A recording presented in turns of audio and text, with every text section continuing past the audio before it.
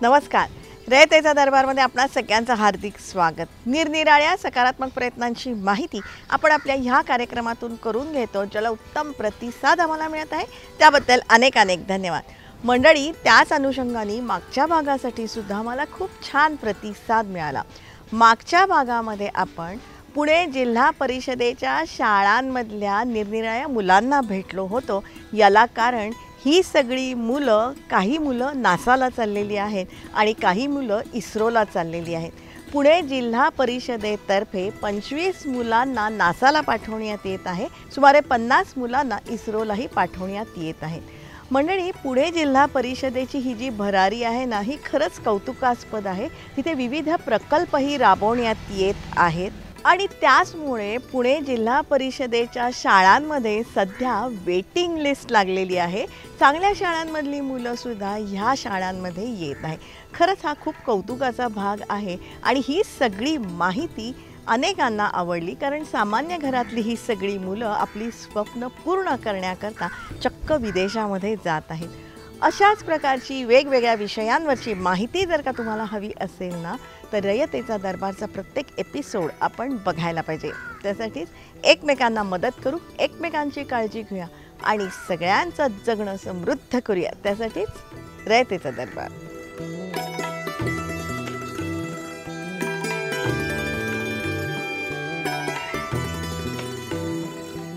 रयतेचा दरबारमधला आपला आजचा विषयही खूप छान आहे. तुम्हाला सगळ्यांना अतिशय आवडेल. मंडळी, आपत्ती व्यवस्थापनाशी संबंधित आपला आजचा विषय आहे. याला कारण सध्या रोज वेगवेगळ्या आपत्ती येत आहेत आणि या सगळ्या आपत्तीतून बाहेर कसं पडायचं हाही मोठा प्रश्न उभा राहते. वास्तविक आपत्ती निवारणासाठीचे वेगवेगळे मार्ग, उपाय आपल्याला माहिती असतात, पण सध्याच्या ज्या आपत्ती आहेत ना, त्या रोज निरनिराळ्या किंवा वेगवेगळ्या आपत्ती येत आहेत आणि यातून बाहेर पडण्यासाठी सत्वर उपाययोजना राबवाव्या लागत आहेत. कुठेही आपल्याला वेळ दवडूनही चालत नाही आहे.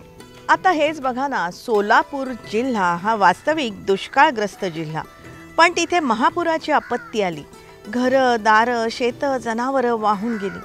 सुदैवानं माणसं टिकली. मंडळी, माणसांनी माणसांना धरून ठेवलं. कितीही संपत्ती, बुद्धी, पैसा अडका असू द्या, वेळप्रसंगी माणूसच माणसाच्या उपयोगी पडतो. मंडळी, हे शाश्वत सत्य आम्हाला बघायला मिळालं. सोलापूर जिल्ह्यातल्या काही पूरग्रस्त गावांमध्ये आम्ही गेलो होतो 1 ऑक्टोबर 2025 या दिवशी. मोहोळ तालुक्यातल्या मलिकपेठ गावातल्या सीना नदीच्या पुलावरून फुगलेली सीना नदी आम्ही बघितली. 21 तारखेला जी अतिवृष्टी झाली त्यामुळं जो पूर आला त्याचा जास्तीत जास्त फटका या ठिकाणी बसला होता आणि या ठिकाणाहून आपण पाहू शकतो की जवळपास 4 ते 5 किलोमीटरपर्यंत आपण नदीचा परिसर आहे तो पाहू शकतो. आत्ता जी पाण्याची पातळी आहे ती साधारणतः 40 ते 45 हजार क्युसेक पाणी आत्ता नदीमध्ये आहे. जेव्हा महापूर आला होता त्यावेळेस पाण्याची पातळी टोटल या ठिकाणी जवळपास 2 लाखाच्या आसपास होती, 2 लाख क्युसेकच्या आसपास होती. आपण पाहू शकता की या पाण्यामुळं जे नदीचं पात्र आहे ते मूळ नदीचं पात्र ते न राहता जवळपास नदी स्प्लिट झाली आहे. नदी वेगवेगळ्या 3 मार्गानं नदी या ठिकाणी आपण बघू शकता की नदीनं नवीन पात्र तयार केलेलं आहे. जे पाणी होतं त्या पाण्याची जी प्रवाह होता तो मूळ जे नदीचं पात्र आहे त्यात न मावल्यामुळं नदीनं जे 3 प्रवाह केले त्यामुळं बरीचशी शेती आहे ती खरडून गेली आहे. इथलं जे मूळतः ऊस पीक आहे ते आता ऊस पीक देखील आपल्याला काहीच दिसत नाही. जवळपास 10%च त्या ऊसाचं आता ही शिल्लक राहिलेले आहे, अवशेष शिल्लक राहिलेले आहे. ऊसाचं जनरली पूर आला तरी तेवढं नुकसान होत नाही, पण पाण्याचा प्रवाह एवढा होता की त्या प्रवाहामध्ये ऊसाचं मुळासकट ऊस आहे तो उपटून गेलेला आहे आणि जे काही शिल्लक राहिलेलं आहे ते 10 ते 20% फक्त त्याचा आता जो काही अवशेष आहे ते शिल्लक राहिलेलं आहे. सीना नदीला पूर येऊ शकतो यावर इथल्या लोकांचा विश्वासच बसला नाही. 21 तारीखपासून रात्रीपासून आमच्या बचाव कार्याचा जे फेज होता तो सुरू झाला. आमचे तहसीलदार, प्रांत BDO, तहसीलदार, तलाठी, ग्रामसेवक, पोलीस पाटील, पूर्ण यंत्रणा प्रत्येक गावामध्ये जाऊन प्रत्येक वस्तीमध्ये जाऊन आम्ही लोकांना इशारा दिला की तुम्हाला बाहेर निघावे लागेल, पाणी येत आहे, खूप मोठा विसर्ग आहे. आजपर्यंत एवढा मोठा विसर्ग सीना नदीमधून कधीच आला नव्हता. ही सगळी आम्ही त्यांना कल्पना दिली. म्हणून बरेच लोक ते आमच्या ज्या वॉर्निंग होता त्या ऐकून ते बाहेर पण पडले. त्यांच्यासाठी आम्ही शेल्टर होम पण तयार करून ठेवला होता. बरेच लोकांना असं वाटलं की एवढा पूर कधी येणार नाही आमच्या गावात, तर आम्ही 70-80 वर्षापासून बघत आहोत. आमच्या गावामध्ये कधी एवढा पाणी आमच्या गावात शिरला नव्हता. हा कारणामुळे बरेच लोक पाणीमध्ये अडकलेले होते. आणि मग सगळीकडे मदतीचा आक्रोश सुरू झाला. यंत्रणेतल्या प्रत्येक घटकाला श्वास घेण्याची सुद्धा फुरसत लाभली नाही. बरेच व्हिडिओज आहेत, त्यामध्ये गावकरी, तलाठी, कोतवाल, तहसीलदार, स्वतः NDRFची टीम, SDRFची टीम, सगळे लोक पाण्यामध्ये जाऊन लोकांना बाहेर काढला होता. मला आठवत आहे केवडमध्ये, माढा तालुक्यामध्ये केवडमध्ये एक जे वयस्कर म्हातारे माणूस होते, ते 12 तास एक झाडावर फसले होते आणि 12 तासचे ऑपरेशन केल्यानंतर त्यांना NDRFची टीमने त्यांना बाहेर काढला. तसेच मोहोळ तालुक्यामध्ये आष्टे कोडेगावमध्ये 2 व्यक्ती झाडेवर फसले होते. रात्री 10 वाजता, 11 वाजता, सकाळी 3 वाजता, पहाटे 3 वाजता मी आणि तहसीलदार आम्ही वारंवार फोनवर बोलत होतो की आता ऑपरेशन करता येईल काय, कारण त्या ठिकाणी नदीचा प्रवाह खूप जास्त होता, अंधार होता. सकाळी 7 वाजता त्यांना सुखरूप आम्ही बाहेर काढू शकलो. एकूण 4521 लोकांना आम्ही बाहेर काढला. त्यापैकी निम्मेपेक्षा जास्त लोकांना आम्ही बोटीने बाहेर काढला होता आणि बाकी लोकांना आम्ही पायी किंवा सांगोबा नीलजमध्ये, करमाडामध्ये, नीलज सांगोबामध्ये पोर्टले मशीनद्वारे लोकांना बाहेर काढण्यात आलेलं आहे. 4521 लोकांना बाहेर काढण्यात आलेलं आहे 3-4 दिवसात आणि एकही मृत्यू पुरामुळे नाही झाली. लोकांना यंत्रणेनं बाहेर काढलं. अर्थात त्यासाठी गावकऱ्यांचीही मोलाची साथ लाभली. मुळीक साहेब यांनी मला सकाळी 6 वाजता कॉल करून सांगितलं की बाबा तुम्ही तुमच्या भागातली, गावातली जनावरे, शेतकरी वस्तीवरची लोक सगळी हलवा. आणि त्यानंतर 8 वाजल्यापासून पाणी वाढायला सुरुवात झाली. मग मी त्यावेळेस सर्व शेतकऱ्यांना वस्त्यावर जाऊन सगळ्याला सांगितलं. मी आमच्या गावातील टीम, सरपंच, उपसरपंच, पोलीस पाटील, सोसायटीचे चेअरमन आणि आमचे शिनामाई नवरात्र महोत्सव मंडळ असेल, नवयुग नवरात्र महोत्सव मंडळ असेल, या गावातील तंटामुक्तीचा अध्यक्ष, सर्व युवक वर्ग यांनी सगळ्यांनी प्रत्येकाच्या वस्तीवर जाऊन प्रत्येकाला जनावरं काढण्यास मदत केली. आता मी रोज 11 दिवस झालं मी मारुती मंदिरात झोपतो, कारण की माझं पूर्ण घर पाण्यामध्ये आहे. मी स्वतः माझ्या ट्रॅक्टरने लोकांचं गबाळ वाहतो, आलेली वैरण पोच करतो, कोणाला किट पोच करतो आणि मी प्रॉपर ज्यांना गेले त्यांनाच देण्याचा प्रयत्न करतो. अचानक आलेल्या ह्या पुरामुळे वरवड गावचीही दैना उडाली. तुम्ही आता इथं बघत आहात की हा डांबरी रस्ता नदीपर्यंत आहे. साधारणतः इथून आणखीन खाली 100 मीटर डांबरी पाण्यामध्ये आहे. हे मशानभूमी आहे आमच्या गावची. तुम्ही मशानभूमीची झालेली दुरावस्था बघताय. DPवर पडलेला आहे, रोडवरचा पूर्ण रोडचं खच्चीकरण झालेलं आहे आणि हजारो हेक्टरमध्ये ऊसाच्या उत्पादनाचं मातीमोल झालेलं आहे. तुम्ही बघताय मागील 15 दिवसापासून हे ऊस पूर्ण पाण्यात आहेत. म्हणजे आता एका शेतकऱ्याने सांगितलं की आता ऐकलं पण तुम्ही की हे ऊस जनावरही खात नाहीत, कारण एवढा मागच्या 15 दिवसाच्या पाण्यामध्ये भिजल्यामुळे ह्याचा स्मेल वास येत आहे. त्याच्यामुळं विदारक परिस्थिती आहे. तर यावर्षी माझ्या मते जास्त पाऊस पडल्यामुळं ज्यावेळेस आमच्या 6B युरियासील ज्या फवारण्या चालू होत्या त्यावेळेस भयंकर जास्त पाऊस होता. ट्रॅक्टर चालत नव्हते, पूर्ण बागा करप्यानं गेलेल्या आहेत आणि बागासुद्धा काड्या पिकलेल्या नाहीत त्या. त्यामुळे गर्भधारणा झालेली नाही आणि ह्या वर्षी माल लागेल ह्याची गॅरंटीच नाही. पूर ओसरल्यानंतर आमच्या डिपो ट्रान्सफॉर्मर जे आहेत, आता तुम्ही ह्या साईडला जर बघितलं, हा जसा डिपो पडलेला आहे तसे हे इकडे बी 4-5 डिपो आणि इकडे 4-5 डिपो, पूर्ण नदीकाठचे डिपो पडलेले आहेत आणि प्रशासनाने ते डिपो तर उभे करावेच. आणि जे शेतकऱ्यांचं नुकसान झाले, आता हे जी जमीन बघताय ती ऊस समोरचा, हे जमीनचं ह्या ऊसाचं नुकसान भरूनच निघू शकत नाही. या बचावलेल्या लोकांसाठी निवाऱ्याची व्यवस्था करणं हे अत्यंत महत्त्वाचं होतं. त्याचबरोबर त्यांची जेवणाची, राहण्याची, इतरही व्यवस्था करणं हेही महत्त्वाचं होतं. शेल्टर होममध्ये कालचा जे आकडा आहे परवाचे जे आकडा आहे त्यामध्ये 120 शेल्टर होम आमचे सुरू आहे. त्यामध्ये 13,858 लोक आम्ही ठेवला होता. त्यांचे जेवण, लंच आणि डिनर पॅक्ट आम्ही जिल्हा प्रशासनमार्फत आम्ही त्यांना पुरविला. बरेच ठिकाणी स्वयंसेवी जे संस्था आहे, जे गावकरी आहेत, त्यांनी स्वतः जेवण दिलं आणि ज्या ठिकाणी नाही दिला त्या ठिकाणी आम्ही लंच आणि डिनर त्यांना पाठवला. ड्रिंकिंग वॉटरसाठी तिथे वॉटर टँकर आम्ही उभे केलो. 265 मोबाईल टॉयलेट आम्ही आणलो ज्या ठिकाणी मोबाईल टॉयलेटची सुविधा नव्हती. चादर, सोलापूर चादर खूप फेमस आहे. गारमेंटच्या आणि टेक्स्टाईलच्या इथे मोठा उद्योग आहे. ते उद्योगपतींना आम्ही अपील करून चादर आणि कंबल त्या ठिकाणी आम्ही पाठवला. त्यांच्या आरोग्यासाठी तिथे आरोग्याची टीम उभी होती. सॅनिटरी पॅड, मेडिसिन किट हे सगळे आम्ही त्यांना दिला होता. आजच्या दिवशी जवळपास फक्त 5000 लोक आता शेल्टर होममध्ये आहेत, कारण पाणी वेगाने खाली जात आहे. गावात लोकांसाठी जेवण पुरवणे, त्याच्यानंतर शुद्ध पिण्याची पाणी देणे, त्याच्यानंतर साफसफाई आणि शौचालय, तसेच आरोग्यसंबंधी औषध आणि आणखीन रोग पसरू नये त्याच्यासाठी काय काळजी घेणं, हे सर्वात महत्त्वाची गोष्ट होता. त्याच्यामध्ये आपण जे बाधित झालेले 88 गावामध्ये 120 जे शेल्टर होम होते, ते प्रत्येक ठिकाणी आपण शुद्ध पिण्याची पाणी उपलब्ध करून दिलेली आहे. त्याच्यासाठी प्रत्येक टँकरमध्ये पाणी भरण्यापूर्वी OT टेस्ट करून साफसफाई आहे की नाही, सॅम्पल टेस्ट केल्यानंतर त्याची रेकॉर्ड मेंटेन करून त्याच्यानंतरच ते पाणी आपण गावात पोहोचवलेलं आहे. त्याच्यानंतर काय गावामध्ये जाण्यासाठी रस्ता पण नव्हता, तेव्हा आपण बोटीमार्फत जार्स मार्फत आपण पाणी पण पुरवठा केलेली आहे. तसं मागच्या 10 दिवसामध्ये आपण जवळपास प्रत्येक दिवशी 60 ते 70 टँकर, एक टँकरची क्षमता 24,000 ते 30,000 लिटरची क्षमताची टँकर आपण दिलेली आहे.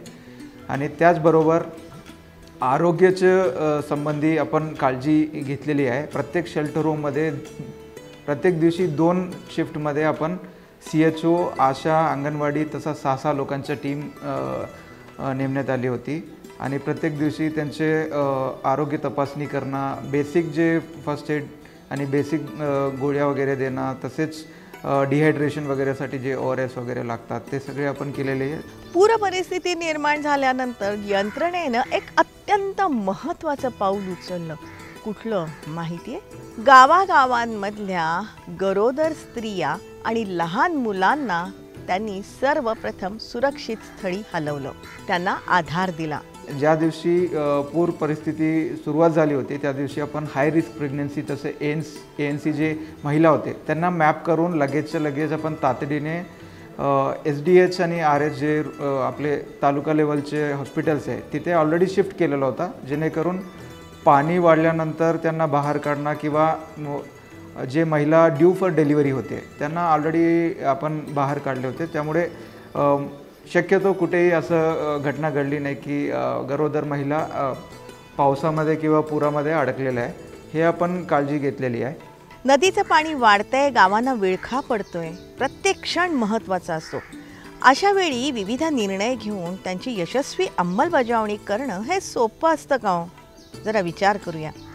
आपत्तीच्या कालखंडामध्ये प्रत्येक घटकावर प्रचंड ताण असतो, हेही आपण समजून घेणं आवश्यक आहे. की 21-22 तारीखपासून आमच्या जिल्ह्यामध्ये मोठा पूर आलेला होता. धाराशिव, बीड, अहिल्यानगर आणि सोलापूरमध्ये खूप मोठा पाऊस झाल्यामुळे 22 तारीख रात्री सीना नदीमधून 2,12,000 क्युसेक्सचा डिस्चार्ज आला होता. आमच्या जिल्ह्यामध्ये 6 तालुके प्रभावित बाधित झालेले होते. माडा, करमाडा, मोहोळ, उत्तर सोलापूर, दक्षिण सोलापूर आणि अक्कलकोट हे 6 तालुक्यामध्ये एकूण 90 गावे बाधित झालेले होते. त्यामध्ये माढा आणि मोहोळ सर्वात जास्त बाधित झालेले होते आणि त्यापैकी पण माढा ज्या तालुका आहे ते सर्वात जास्त प्रभावित होता. पाणी येतंय, पळा पळा, सामान बांधा, मुलांना घ्या आणि घराबाहेर पडा. मलिकपेठ गावची ही कहाणी आहे. पाणी ओसरले, घरात अजून गाळ आहे खूप. हा, भरपूर नुकसानी ही झाली आमची. आमच्या शेजारी सरपंच होते, पोलीस पाटील होती, ही रात्रभर जागले ते आमच्या सोबत. हा, ह्यांनी रात्रभर जागून शेकोटी बिकोटी करून बसला वासन असं. ह्यांनी खूप आम्हाला आधार दिलाय. हा, सांगत होते. इथून सगळ्यांनी मदत केली ना, सामान न्यायची. ही सामान नेलं आम्हाला तिकडं. लगेच काय काय घेतलं म्हणजे एकदम असं आल्यावर करणार काय ना. आवाज सगळे काढलं, काय गेलं ते गेलं. पांघरुणाशी हाय असंच. हा आणि ती म्हणली आम्हाला तुमचा जीव वाचवायचं बघा तुम्ही हाय असं जावं घरचं. नुसता जीव वाचवला, आमचं काय लुस्कानी व्हायची ती गेली, सगळ्यांचीच गेली. हा पण जीव वाचलाय महत्त्वाचं. हा जीव वाचला हे महत्वाचं आहे. देवतानं झालं ही चांगलं झालं. हानी आमच्यात कोणाची झालेली नाही. काय की जनावरं गेली, कोणाचा घर परपंच उद्ध्वस्त झाला, पण माणसाची हानी कोणाची झालेली नाही. सरपंचात सभापतीत ह्याने कुठनं पण काय पण करून समजा कोणा आणून समजायला दिलं, अति मदत केली. सरपंचाचं यांची केळी तोंडात घास घालायला आलेली केळी पूर्ण वाहून गेली. आपण आता पण जाऊ खरकटणीवर बघायला, पूर्ण केळी आहे. पण ह्यांनी दुःख, त्यांचं म्हणणं आहे गावाचं दुःख घेऊन ह्यांनी संकट खांद्यावर घेऊन ह्यांनी उपकार पूर्ण मॅडम चांगलं केलेलं आहे. पूरग्रस्त गावातल्या गावकऱ्यांनी एकमेकांना प्रचंड मदत केली. त्याचबरोबर यंत्रणाही तिथे पोचली होतीच आणि अनेक NGOनीही मदतीचा हात पुढे केला. अक्षय पात्र फाउंडेशन एक मोठा खूप नामी गिरामी संस्था आहे. त्यांच्यासोबत त्यांना आम्ही संपर्क केला. मला वाटते की ती 27 तारीखपासून माढा तालुक्यामध्ये 5000 लोकांना मोफतमध्ये ते जेवण दुपारीच्या आणि रात्रीच्या जेवण ते देत आहेत. काल आम्ही तिथे माढामध्ये मी गेलो होतो. मी स्वतः त्यांचं जेवण खाल्लो आणि अतिशय चांगला दर्जेदार आणि पौष्टिक व्यंजन ते देत आहोत. आणि ते गावमध्ये देत आहोत. शेल्टर होममध्ये तर आम्ही देत आहोत, जिल्हा प्रशासन देत आहे. गावमध्ये ते लोक जाऊन देत आहेत. गरम ताजा हात ते देत आहेत. आज संध्याकाळी जवळपास 5 वाजता ते सोलापूर सिटीमध्ये, साऊथ सोलापूर, दक्षिण सोलापूर, उत्तर सोलापूर, अक्कलकोट आणि मोहोळमध्ये जे लोक गावात परत गेलेले आहेत पण त्यांच्याकडे जेवणासाठी एवढा चांगला सोयीसुविधा नाही आहेत, त्यांना 10,000 लोकांना ते ताजा आहार देणार. उद्यापासून तो पण सुरू होईल. माणसांबरोबरच जनावरांच्या चाऱ्याचाही प्रश्न खूप मोठा होता, पण त्यासाठी 1 ते 2 दिवसामध्ये हा प्रश्न सोडवण्यात आला. इनफॅक्ट 24 तारीखपासून आम्ही चारा कुठून आणायचे त्यावर आम्ही तो प्रयत्न आमचा सुरू केला.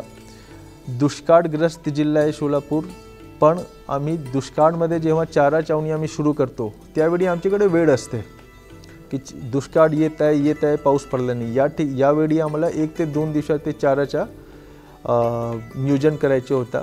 26 तारीखपासून आमच्या जिल्ह्यामध्ये 100 मेट्रिक टन चारा सरासरी प्रतिदिवस येत आहे आणि आम्ही वाटप पण करत आहोत. गाव पातळीवर आम्ही चारा वाटप समिती, ग्रामसेवक, तलाठी, पोलीस पाटील, कोतवाल त्यामध्ये ठेवला आणि चारा वाटप समितीमार्फत तो वाटप सुरू झाला. त्याचबरोबर नुकसानीचे पंचनामे करण्याचं कामही गतीनं सुरू झालेलं आहे आणि त्याचबरोबर नियमांमध्ये लवचिकताही ठेवण्यात येत आहे.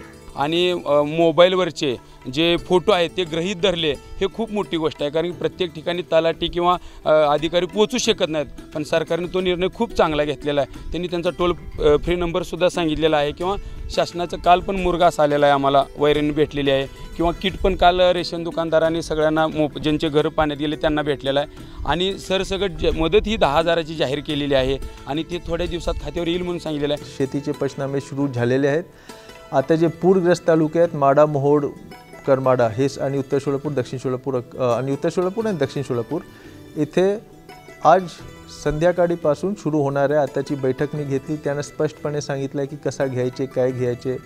आम्ही सांगितलं आहे की खूप मोठा संकट आलेलं आहे शेतकऱ्यांवर, तर तुम्ही थोडा लिबरली घ्या. नियमचं पालन झालं पाहिजे पण लिबरली घ्या आणि 8 ते 10 दिवसात हे सगळे एक्सरसाइज तुम्ही पूर्ण करून टाका. त्यामध्ये द्राक्षच्या, डाळिंबच्या, ऊसच्या झोपलेल्या जर ऊस असेल त्यावर माती जर पडला असेल तर हे सगळे पंचनामा करायला आम्ही सांगितलं आहे.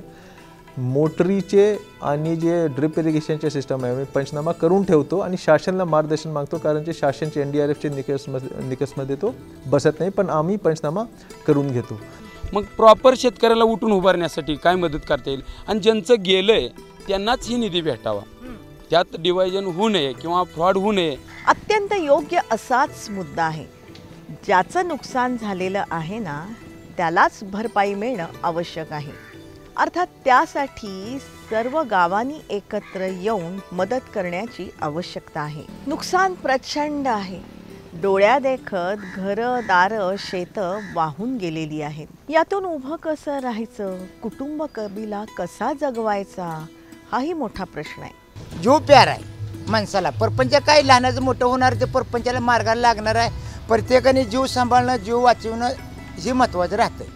नुकसान झाले तर आपण भरून काढणार आहे. खंबीरी मनगटात करून ताकद लावून शक्ती वाढवून त्याची भरपाई करीत चालणार. निसर्गाची साथ आता कशी होणार आहे जाणार आहे त्याचं काय सांगता येणार नाही आपल्याला. मंडळी, ही उमेद महत्त्वाची आहे आणि त्यासाठी मदतीचे हजारो हात आहेत. बरेच लोकांनी ह्याच्यात मदत केलेली आहे. बरेच उद्योगपतींनी दिलेत आणि आमचे सोलापूर जिल्ह्यामध्ये गारमेंट्स आणि चादरची खूप मोठा व्यवसाय असतो. त्याची असोसिएशननी पण खूप मदत केलेली आहे आणि जिल्हा परिषदचे अधिकारी आणि कर्मचाऱ्यांना तसेच शिक्षकांना आम्ही आवाहन केलं होतं की तुमचं जेवढं शक्य होईल तुम्ही मदत करावा. आवाहन केल्यानंतर 1 ते 1.5 दिवसात तब्बल 1,20,00,000 रुपयेपर्यंत आमचे जिल्हा परिषदचे सगळे शिक्षक अधिकारी कर्मचारी सर्वांनी पुढे येऊन 1,20,00,000 रुपये जमा केलेले आहे. आता बरेच जे स्वयंसेवी संस्थे आहेत, मोठे मोठे उद्योगपती आहेत, आमच्याकडे साखर कारखाने, सहकारी बँक्स, त्यांची आम्ही एक एक करून बैठक घेतली. त्यांना मी आवाहन केलं की तुम्ही यामध्ये सहकार्य करा. त्यानिमित्ताने बरेच लोकांनी राशन किट, चादर, मस्किटो नेट, मोमबत्ती जे त्यांच्याकडे होतं ते सगळे त्यांनी लोकांना वाटप करायला सुरू केला. तो पूर्ण जे वाटप होत होता तो कोऑर्डिनेट करण्यासाठी जिल्हास्तरीय पातळीवर एक मदत कक्ष आम्ही जिल्हास्तरीय मदत कक्ष सुरू केला आणि तालुकास्तरीय मदत कक्ष सुरू केला. आम्ही सगळ्यांना हेच आवाहन केला की हे दान करण्यापूर्वी तुम्ही एक वेळी तालुकास्तरीय मदत कक्ष किंवा जिल्हास्तरीय मदत कक्षला विचारा. आम्ही तुम्हाला सांगणार की कुठल्या गावामध्ये कुठल्या गोष्टीची आवश्यकता आहे. उदाहरणासाठी ज्या गावठाणमध्ये लाईट रिस्टोर झालेलं आहे त्या ठिकाणी सगळे चक्की आता काम करत आहेत. तिथे तुम्हाला आटा देण्याची आवश्यकता नाही कारण आम्ही स्वतः गहू देत आहोत. ते स्वतः हे करू शकतात.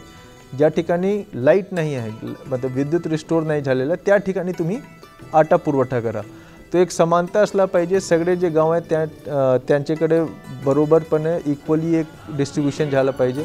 मंडळी, भेदाभेद, मत्सर, भांडणं, अहंकार, मोठेपणा यापेक्षाही महत्त्वाची असते ती माणुसकी, जी आपल्या प्रत्येकाच्या मनात अपरंपार आहे. अशा आपत्तीच्या कालखंडामध्ये ही माणुसकी प्रत्येकाच्या मनात उसळून येते आणि हेच जगणं आहे, जीवन आहे. या साऱ्या नकारात्मक झाकोळलेल्या वातावरणातून तारेल ती फक्त माणुसकी, माणसांमधली माणुसकी. चला, प्रत्येक माणूस जोडूया, संकटांवर मात करूया, माणूस पण राखूया पुढच्या पिढ्यांसाठी. त्याच अनुषंगाने मंडळी, आपण सगळ्यांनी ह्या विषयावरती विचार करण्याची आवश्यकता आहे. अशा आपत्तीतून बाहेर पडण्यासाठी तुमच्याकडे काही उपाय असतील ना तर ते तुम्ही आमच्यापर्यंत नक्कीच पोचवा. त्यासाठी संपर्कासाठी आमचा पत्ता आहे रयतेचादरबार@gmail.com. जरूर आमच्याशी संपर्क साधा. तुमच्याकडे काही माहिती असेल, प्रश्न असतील, सूचना असतील ते तुम्ही आमच्यापर्यंत नक्कीच पोचवा. रयतेचे दरबारमधले हे जे सगळे एपिसोड आहेत ना हे तुम्ही वारंवार बघू शकता आमच्या यूट्यूब चॅनलवरून. जनतादरबार.cd आणि रयतेचा दरबार या दोन्ही नावाने आमचे यूट्यूब चॅनल आहे जी तुम्ही सबस्क्राईब करण्याची गरज आहे. मंडळी, ह्या दोन्ही चॅनलवरती 475 पेक्षा जास्त एपिसोड आहेत ज्यामध्ये विविध प्रकारची माहिती आहे ती तुम्ही नक्की जाणून घ्या.